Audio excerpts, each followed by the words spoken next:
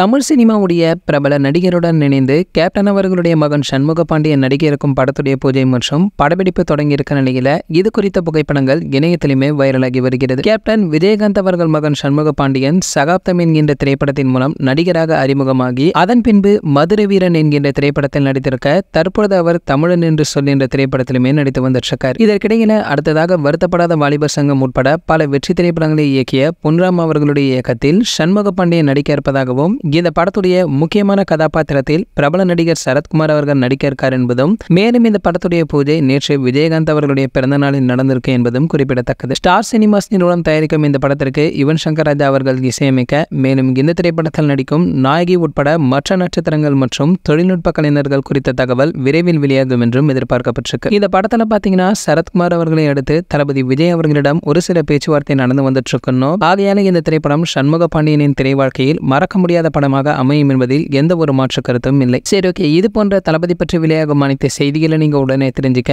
நம்மளுடைய தளபதி 360 நம்ம சேனலை சப்ஸ்கிரைப் பண்ணிட்டு பக்கத்தில் உள்ள பெல் ஐகானை கிளிக் பண்ணிட்டீங்கன்னா நீங்க நம்ம வீடியோவை மிஸ் பண்ணாம பார்க்கலாம்.